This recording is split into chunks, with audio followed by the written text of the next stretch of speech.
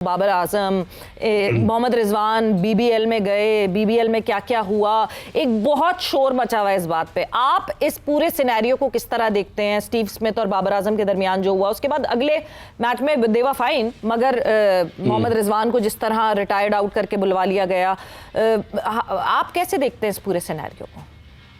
सवेरा, अगर हकीकत की निगाह से देखी जाए तो ये बीबीएल जो थी वो पाकिस्तान की क्रिकेटर्स के लिए डरावना ख्वाब साबित हुई। आप वो भूल गए कि जब शाहीन शाह अफरीदी ने 2 ओवर और 4 गेंदें की थी तो अंपायर ने उन्हें जो है बॉलिंग से रोक दिया था कि खतरनाक है बैट्समैनों के लिए। फिर उसके बाद जिस तरीके से रिजवान को रिटायर आउट किया गया, जिस तरीके से बाबर आजम और स्टीव स्मिथ के दरमियान मामला हुआ, बाबर आजम उसके बाद वाले मैच में भी सिर्फ 1 रन बनाकर आउट हुए। तो पाकिस्तान के ये तीनों स्टार्स, इनकी परफॉर्मेंस इतनी अच्छी नहीं रही। शाहीन अफरीदी तो चले अनफिट हो गए, वापस आ गए, रीहैब कर रहे हैं, लेकिन बाबर और रिजवान जो अपने जमाने के बेहतरीन खिलाड़ी कहलाते थे, उन दोनों की परफॉर्मेंस भी बड़ी मीडियोकर सी रही। और इतने पैसे खर्च किए सिडनी सिक्सर्स ने कि सबसे महंगे तरीन खिलाड़ी थे बाबर आजम, उनके नाम से उन्होंने एक स्टैंड भी बनाया, बाबरिस्तान, बड़ी हाइप क्रिएट की। लेकिन लगता यही है कि बाबर थोड़े दबाव का शिकार है।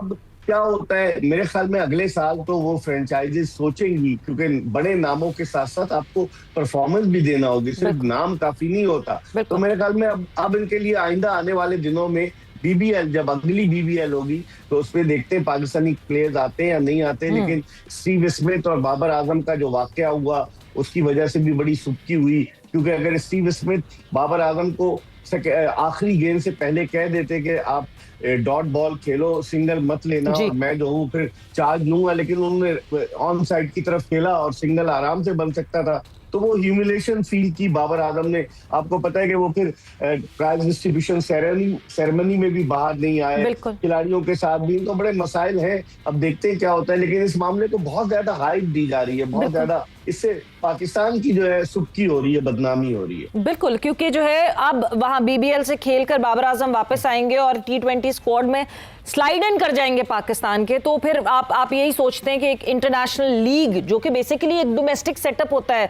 दूसरे बोर्ड्स का, वहां पे अगर इस तरह हुआ हो हमारे एक स्टार प्लेयर के साथ और उसके बाद फिर यहां आके वो हमारी नेशनल टीम का हिस्सा बन जाए, तो बहुत सारे अलग अलग सवालात उठते हैं। बट वक्त का मुकाबला सख्त। I want to know your point of view. Pakistan cricket board को इस पूरे सिनेरियो में इस वक्त क्या करना चाहिए, जब Bangladesh cricket board is on the verge कि either they say yes to play in India, या फिर शायद उनको उनके बदले जो है वो दूसरी टीम वर्ल्ड कप का जो है हिस्सा बनेगी? पाकिस्तान क्रिकेट बोर्ड को इस वक्त क्या करना चाहिए इकबाल साहब? देखिए, सबसे पहले तो सवेरा के 21 जनवरी डेडलाइन दी है आईसीसी ने कि आप जो है डिसाइड कर ले कि whether you want to play T20 world cup और नॉट। हम नहीं आपकी बात मान रहे। फिर उन्होंने जिस तरह का रवैया, गौरव सक्सेना को उन्होंने वीजा इशू नहीं किया, फिर एनडीओ गए, वहां पर उन्होंने बातचीत की, तो उस लिहाज से बजाहिर यही लग रहा है कि बांग्लादेश जो है, क्योंकि उसकी हुकूमत ने कहा है वो नहीं जाएगा वहां के लिए। अब पाकिस्तान क्रिकेट बोर्ड ने 2-3 कार्ड खेले। पहले कहा कि जी बांग्लादेश के मैचेस जो है वो पाकिस्तान कराने के लिए तैयार है। हाउ इज इट पॉसिबल, क्योंकि मेजबान तो 2 ही है ना, श्रीलंका और इंडिया, कैसे वो करा सकते हैं बाहर?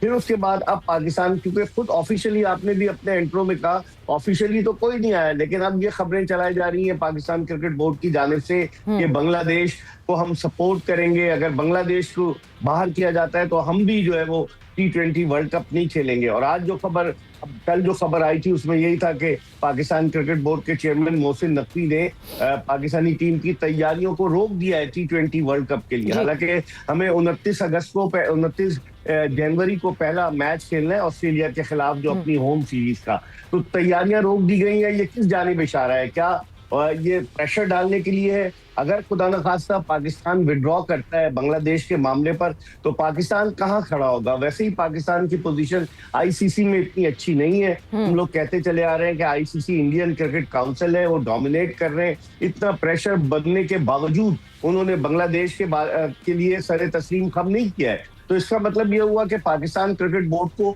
सोच समझ कर कदम उठाना पड़ेगा सवेरा, वरना बड़ी मुश्किल हो सकती है पाकिस्तान क्रिकेट के लिए। बिल्कुल, क्योंकि देखिए इकबाल साहब, ये तो हमें पता है कि Pakistan cricket is important for the cricketing world. इस पूरे कॉन्टेस्ट में, इस पूरे कंपटीशन में सबसे ज्यादा रेवेन्यू जनरेटिंग पाकिस्तान और भारत जब आमने सामने आते हैं, that is the most revenue generating match. ये बात जो है वो ऑब्वियसली बांग्लादेश, वो स्टेक्स नहीं उनके पास हैं कि वो उस तरह सारे मामलात कर सकें जिस तरह पाकिस्तान क्रिकेट बोर्ड ने किया, अपनी चीजें मनवाई। बांग्लादेश क्रिकेट बोर्ड उस तरह चीजें नहीं मनवा सकती। मगर इस पूरे सिनेरियो में अगर हम उस दोस्ती की राह में बह गए तो आपको लगता है कि हम अपने आप को डेंट करेंगे? अरे बह गए तो हम बिल्कुल ही तब बह जाए कहीं, मुझे तो ये लग रहा है, डर लग रहा है, क्योंकि पाकिस्तान क्रिकेट की एक अपनी वैल्यू है सवेरा। पहले T20 वर्ल्ड कप के हम फाइनल में पहुंचे, हार गए, फिर दूसरा T20 वर्ल्ड कप हम जीते 2009 का, 2010 के सेमीफाइनल में पहुंचे, 2012 के सेमीफाइनल में पहुंचे, 2021 में सेमीफाइनल में पहुंचे, 22 के फाइनल में पहुंचे। तो हमारी टीम की एक अपनी वैल्यू है। अगर हम बांग्लादेश के पीछे जाकर ये कहेंगे कि हम बॉयकॉट कर रहे हैं, हम नहीं खेलेंगे, तो फिर इसके रिपरकशंस क्या होंगे? ये पाकिस्तान क्रिकेट बोर्ड को सोचना चाहिए। जो चेयरमैन साहब को बताते हैं लोग कि सर ये कर दें, ये कर दें, ये सोच समझ कर कदम उठाना होगा, वरना तो फिर पाकिस्तान के लिए बड़ी मुश्किल हो सकती है। लेकिन मुझे नहीं लग रहा, ये सिर्फ एक किस्म की धमकी है। मुझे नहीं लग रहा कि पाकिस्तान इस तरह से कोई इकदाम करेगा और बांग्लादेश के चक्कर में पाकिस्तान अपने आप को, आप देखिएगा, खराब नहीं करेगा। मुझे लग रहा है कि बाद में ये मामला हल हो सकता है। जो इकबाल साहब, आप बहुत सीनियर हैं, आप बहुत सालों से पाकिस्तान क्रिकेट को देख रहे हैं, बहुत सालों से आप टोटल क्रिकेटिंग फ्रेटर्निटी को देख रहे हैं। कोई एक अगर सलाह आपको इस वक्त मोहसिन नकवी साहब को देनी हो तो क्या देंगे इस पूरे सिनेरियो में?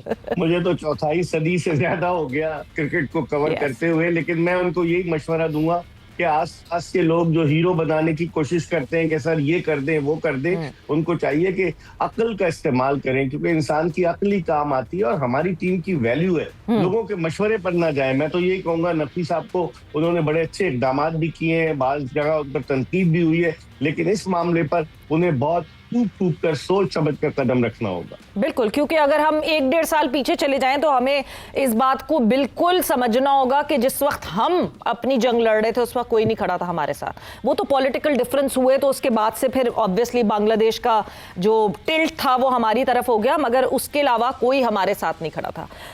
इकबाल साहब, स्क्वाड, पाकिस्तान का squad for the world cup, बड़ी खामोशी से आईसीसी को तो स्लाइड इन करके दे दिया गया है वो स्क्वाड, मगर बाहर उस तरह नहीं आया है। लोगों की कुछ कंफ्यूजन्स है कि क्या होगा क्या नहीं। आपको क्या लगता है, what would be the final squad for Pakistan? ये हमारी बदकिस्मती है। आपने मुनीर नियाजी के शेर का वो मिसरा नहीं सुना कि हमेशा देर कर देता हूं मैं? पाकिस्तानी टीम का ऐलान हमेशा ताखीर से होता है। दीगर ममालिक ने अपनी टीमों का ऐलान कर दिया है।